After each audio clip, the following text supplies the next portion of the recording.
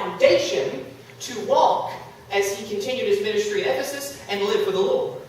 But in Genesis 37, we see a familiar story we all probably heard in Sunday school growing up, and that's the story of Joseph, the color of many coats. Joseph was Jacob's favorite son. But we see at the end of chapter 37, Joseph was not liked well by his brothers, and quite frankly, they hated him. He was Daddy's favorite, and he didn't give us a coat of many colors, so they decided to give Joseph. What's so special about him that we didn't get a coat?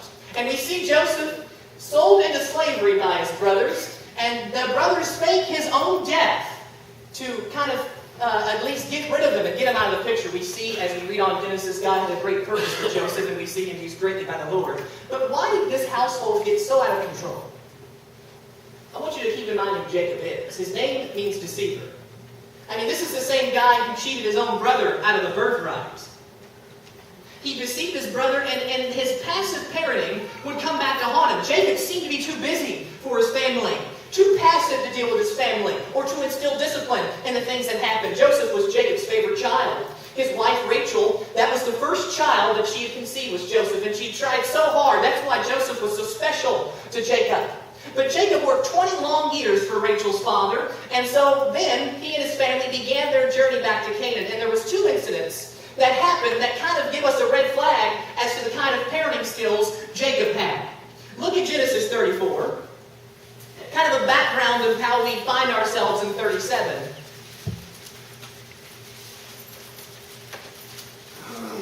And notice verse 1, chapter 34. It says, Now Dinah, the daughter of Leah, had born to Jacob, went out to visit the woman in the land. And when Shechem, son of Hamor the Hivite, the ruler of that area, saw her, he took her and violated her. He raped her. This is not good. When we see what happens here, this incestuous takes place, he just forced himself upon this woman.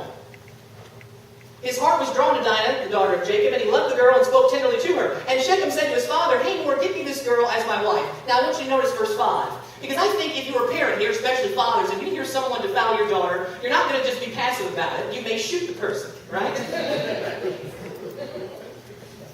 When Jacob heard that his daughter Dinah had been defiled, his sons were in the fields with his livestock. But I want you to keep in mind the end of this verse. So he kept quiet about it until they came home. There are certain things that we cannot keep quiet about. There was a very passive attitude that Jacob had toward this situation.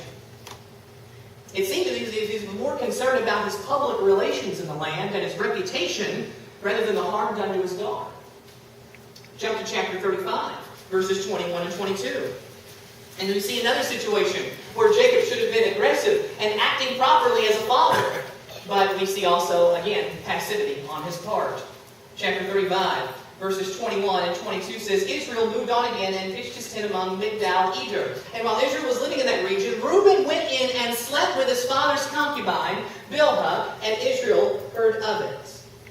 Incest. The severity of these things taking place. And Jacob's son Reuben wasn't punished.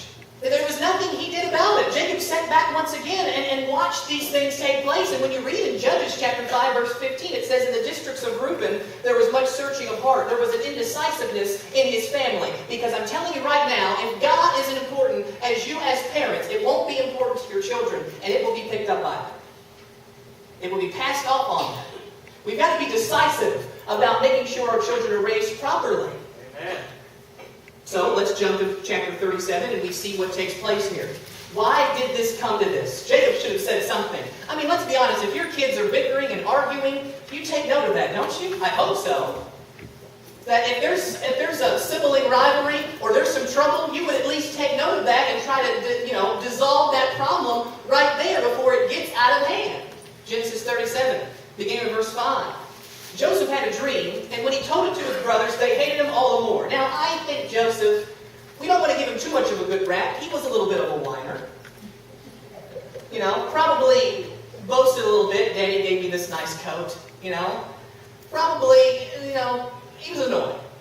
However, out of control family, we see what happens here. So, he told him 2 dreams. Now, if you picked up on the fact that you have 11 brothers, and they're not digging you too much, I probably would have kept these dreams to myself, Might be resolved. I'm a little outnumbered. We'll save this for a rainy day. But it says this. And they said they hated him even all the more. And he said to them, Listen to this dream I had. We were binding gathering sheaves of grain out in the field, and when suddenly my sheep rose and stood upright, while your sheaves gathered round mine and bowed down to it. His brothers said to him, do you intend to reign over us? Will you actually rule us? And they hated him all the more because of his dream and what he said. Then he had another dream, and he told it to his brothers. Listen, he said, I had another dream, and this time the sun and moon and 11 stars were bowing down to me. And when he told his father as well as his brothers, his father rebuked him and said, what is this dream you had? Will your mother and I and your brothers actually come and bow down to the ground before you? Now I want you to notice verse 11. His brothers were jealous of him, but his father kept the matter in mind.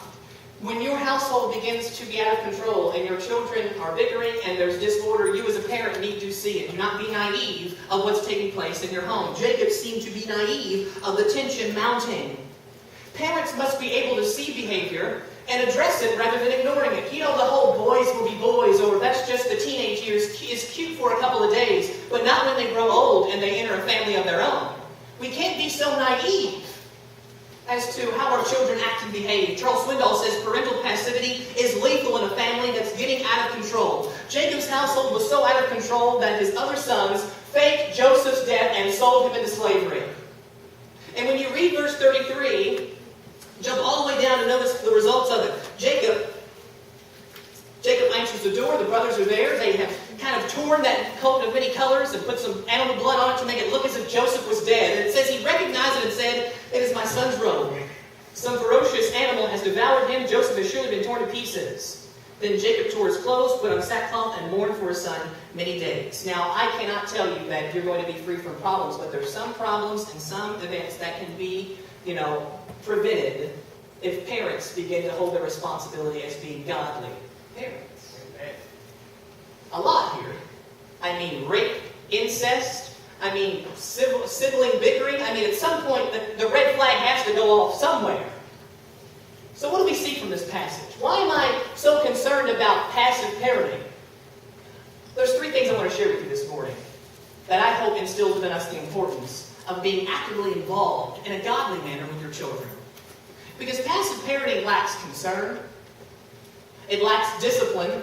It's obvious with some of the kids I see in the way they behave. I don't care what their age are. It makes me upset that I can't discipline your kids for you. Love to. I'd love to trip them, hit them in the back of the head.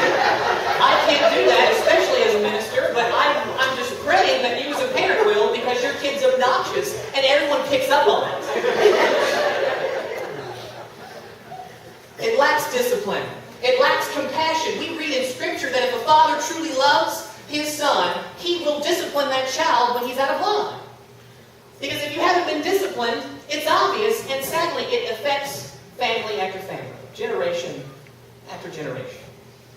But I want you to also know what's most important is that if your parents, as godly parents this morning, if you are passive about Christianity, if you're passive about your own Christianity, then your children will more likely follow suit. The first thing is this: there is no enemy more subtle than passivity. I don't have to tell you the challenge that you have today raising your child.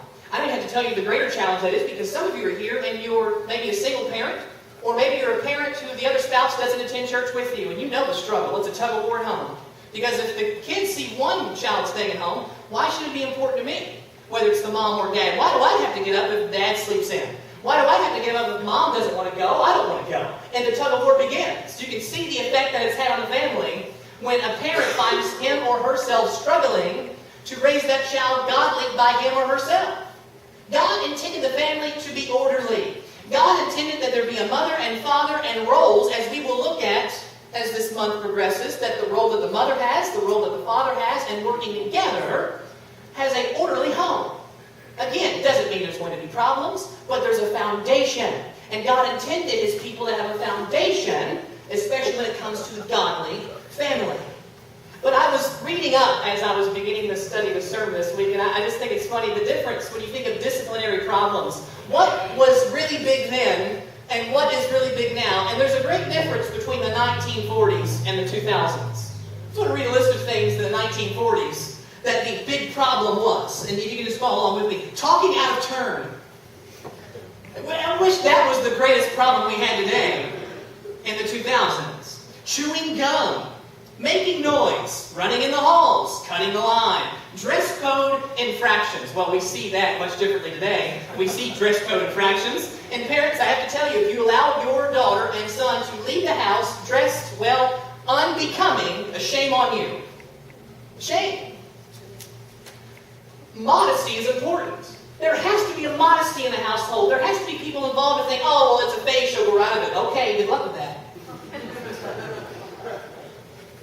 But notice the problems we faced in 2000. Drug and alcohol abuse.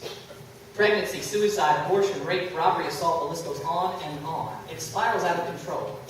When the order is taken out of family, it is worsened every step of the way. Be involved in your children's lives. I'm not talking about nanny state parenting, where you're so, obsessed that you smother your child. Though you'd like to smother them sometimes. You know what's really bad is I'm preaching the sermon, that's the only thing people will get. He hates kids.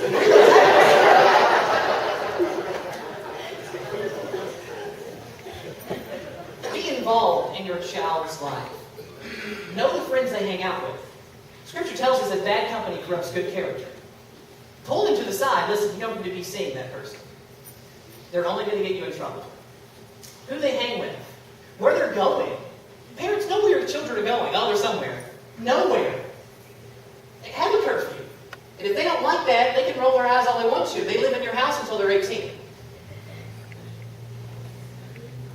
Facebook is a perfect example to me of the kind of example it's set and what we see. Parents, you know what your kids are doing on Facebook. Because I'm telling you right now, I don't have Facebook because I don't have friends.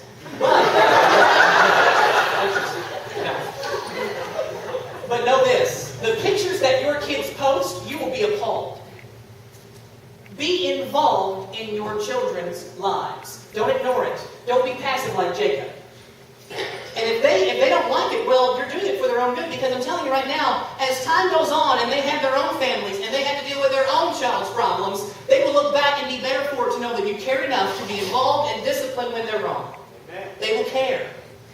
But be involved. Hold your place and turn with me to Deuteronomy chapter 6. Deuteronomy chapter 6, verses 4 through 9. You've heard me say this before, and many times parents will say, well, I want to be my child's best friend. I want to be right there. They don't need best friends. They have best friends in school. They need parents. They need a mother and a father to be involved in their life. And if they don't like you, well, you're probably doing your job correctly. Deuteronomy chapter 6, verse 4. I mentioned at the beginning of this message.